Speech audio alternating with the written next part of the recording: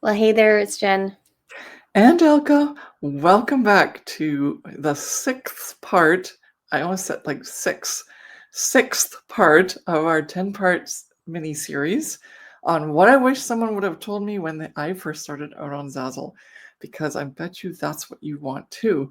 All the different things that we're covering in this 10-part series are things that are the most common issues and statements and like, can I just get an answer on this type of items that are you're going to be so happy that you watched this 10-part series. So stick with us. And again, this one is number 6, and we're going to be covering Zazzle feels too competitive.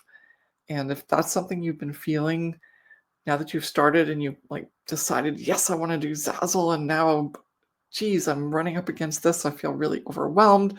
I have imposter syndrome. What kind of decision was I making?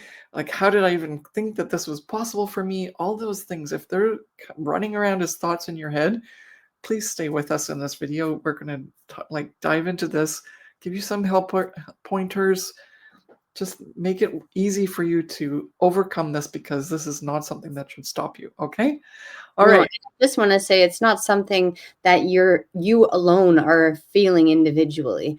It's something that both Elke and I felt. It's something that most of our clients now not so much, but when they first came into our community felt and have definitely had questions about, especially when you go on to the Zazzle marketplace. And let's say you are a completely new beginner and you're just scoping out the platform and you realize that you're able to open up a free account and post products for sale for free, and you're hit with the homepage and all of the other options and other products that have been out there already. You might be thinking, well, I'm too late to the game. I don't have enough time to compete with all these people that already have thousands of products in their store. What's the point, right? Yeah. Even like us, even like, I mean, it's not as much anymore, but still, for years and years, even when we were successful, we kind of felt this way every so often. And it's not because it's true, it's because of our own feelings of, where we're at that point. Like maybe we Mhm. were trying something new, or, our sales had gone down a little bit, or something like that. And it's pretty quick, especially for us as creatives, and that must be you too, because you wouldn't be on there if you weren't creative. And even if you don't have like a creative bone in your body, you still would fall into the trap of the psychology that you're the one metric that you're using to judge whether or not you're going to be doing well or not doing well is your sales, right? So if your sales are down, then you just kind of like already feel, wow, it's too competitive. But if it's like even worse for people like Jen and I, we're creatives and we're empaths. So if that's you, then there's just like so much going on in terms of feelings and emotions that it can be really fast to sway from like, this is going to be fun and it's going to be like Yeah. life changing and I'm going to have so much fun doing what I love and earning money, to there's no way I'm gonna ever be able to keep it on the Zazzle marketplace, and no way am I good enough, etc. And yeah, so we don't want you to sway that way. We want you to go like, it's okay. We've all been there, and it's okay. Just take a breath, and maybe it'll be gone in 2 seconds, because you're gonna also get some advice as to how to overcome this at the moment when it's actually super real, right? And then coming to the example, I'm sure you've probably felt it. I personally have too. You just search for a very broad term. Let's say, okay, well, maybe I want to get into the wedding invitation market. So you go onto Zazzle, put in the word wedding invitations. There's probably over 60,000 results because Oh, there's, it's or almost more, hundreds of thousands. hundreds of thousands.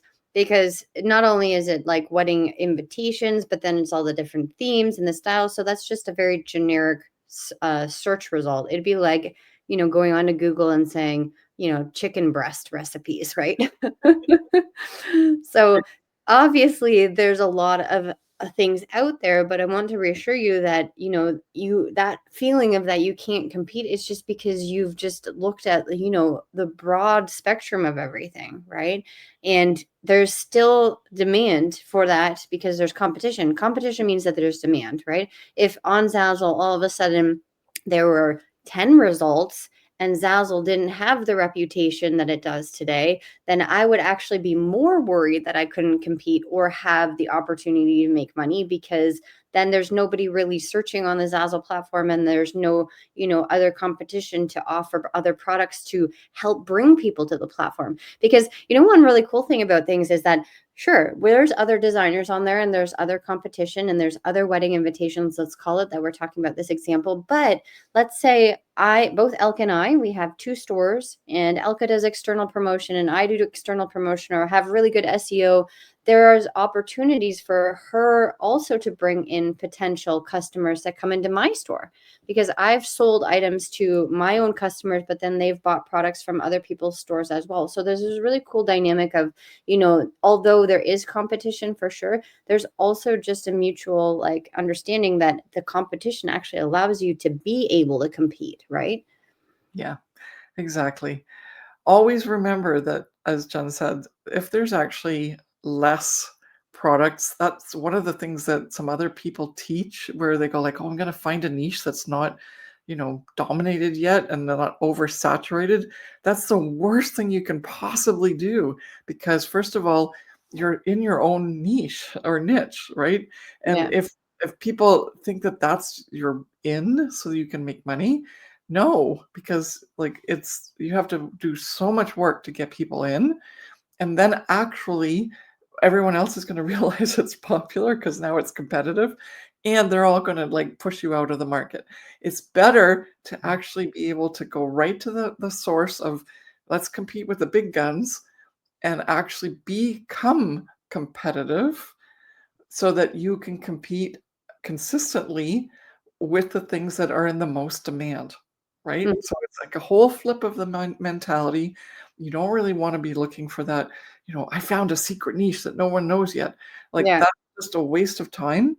And you will be completely cut out of the market very soon, because everybody else is going to be in there going like, I can also provide really cool things for that now that I'm aware of it, right? Yeah. But instead, as I said, bring your whole attention to competing already at the higher level. And you can, because you will, because you're going to figure it out. You're going to figure out, you're going to get the skill set help. You're going to get the design help. You're going to get the marketing help. Whatever you need. That's the one thing that we've noticed, no matter who we've taught and whatever they've not had at the beginning, it's learned and possible. Okay. It's just a matter of if you want to learn it. And if you want to not have this attitude of it's too competitive, I can't make it work, right? You can do it. Most people surprise themselves afterwards. They go like, I didn't know I could do this, right? But we've seen that over and over again. And so we're so proud of everyone that's done that, and we already like have and hold that space for you when we're doing work with you, because we know it's possible. We just need to get you there. We need to get you there up here, and we need to get you there with your keyboard, and then you're going to be off to the races. You're going to go like, why did I make this such a big deal? Because it's actually, I get it now. I just needed to know how to compete, right? Mhm. Okay. Yeah. And one solution, because I mean, depending on which area you're in, we're doing this YouTube video very generalized and having a topic being the wedding market. But let's say you're in a different complete niche.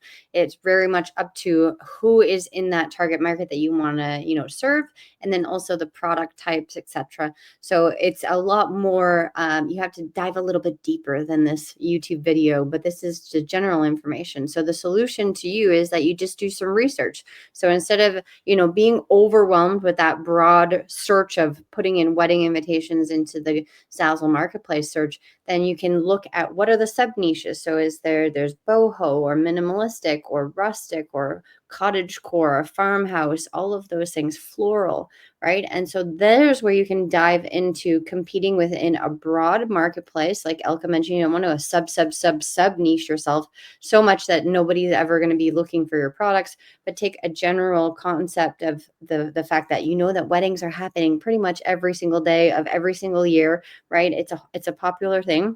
And I'm not just saying that you have to be in the wedding market to make money on Zazzle, but this is an example of saying, that there's demand for this, right? And that people are going to be buying products for weddings. So how can you take your own particular spin and unique design skill sets and find yourself a little sub niche to compete within these smaller markets? Because not, if you spoke to every single bride on this planet, they would all have a completely different theme for their wedding. And so that's how you can cater to all of these different types of people that have these different wants and needs, but their ultimate end goal of being like served by the seller is that they need a wedding product, right? They need wedding supplies. And so their want and need is getting fulfilled, but then their smaller want and need is, what theme is it? What color scheme is it? What type of fonts are used? Is it elegant? Is it rustic? Is it minimal? Is it informal even? And so you can really dive deep into how you can pinpoint, a specific type of person and really cater to what their wants and needs are. And then, of course, then it's not as competitive. Now, I'm going to give you a little tip here. So for someone who's been watching all of these and now you're into the 9th minute here on our video, how do you know if it's too niche down or if it's just the right amount? It's like, Goldilocks and the Three Bears, where it's like, do you want to Not like too soft, not too hard. Yeah. yeah. Just And right. so, yeah, just right. So obviously, if it's in the hundreds of thousands of results, then as Jen said, then you're not niche down enough. If it's in the tens of thousands, still a bit too niched, like broad. Couple of thousand, yes. Hundreds, no. Then you're too niche down. Okay, so there's a good little guide there. And that's work consistently across all different types of products and niches. And it's not always just weddings. Okay. So if that's the case, like, because then and it's not that those are like demands, it's that the sellers on Zazzle have made that many products. And because they also did the research and they've also believed that this is a possibility, etc. And they've put the certain amount of products up to compete, right? Mm-hmm. And from our experience, this has been really helpful for us to say, this is worth doing in this area because there's enough competition, but there's not too much competition. Okay. So, and then what else do you want to talk about? You want to talk about the cards or no? We're all good to go. So lead us into the sold boot camp. Yeah. So if you are one of these people who is thinking, okay, well, I'm not too sure if Zazzle is competitive and if it's too competitive for me, and how can I make my mark? Like, how can I kind of, finally feel like I can fit in and that this is the right decision for me? Because the overwhelm is too much. And I completely understand that because both Elk and I have been in that position.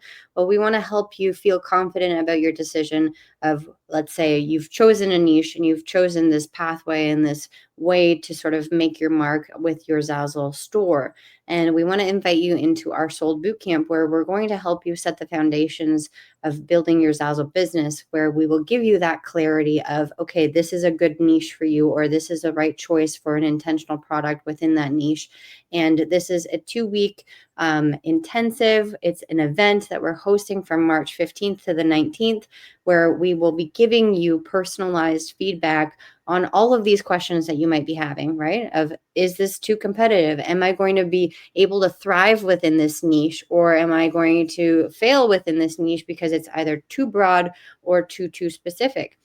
And Elka and I, like I mentioned, we're going to be in there. We have a lot of really wonderful training sessions available for you. We're going to be going through 3 main training sessions and also a masterclass. And after all of those sessions, we're going to be guiding you to do specific homework, definitely, and also regarding your niche, like your niche and your brand and intentional products. And you'll be able to post your homework in our Facebook group, and we will give you personalized recorded videos with guidance on moving forward with your actions. And so we're really excited because we're going to be taking you from point A to point B, which is getting over that overwhelm of feeling this place is too saturated. How can I make my mark? How can I, stand out as a designer? I don't feel confident. We want to rewire all of those negative thoughts and give you the positive ones and help you understand that you should be able to feel confident and go along with clarity, posting your products for sale. And then it'll just give you that sort of sense of, you can do this, right? Yes, because you can. You just Mhm. need to know how.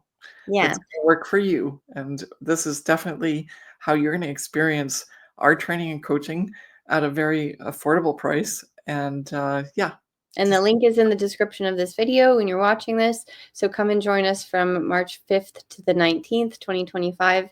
We can't wait to have you in this Sold Boot Camp. and don't wait till the 5th to sign up, because we have training that's there for people who sign up early that you won't want to miss, because you won't get that later if you Mhm. sign up before then. Yes. So we'll see you in the Sold Boot Camp. Bye.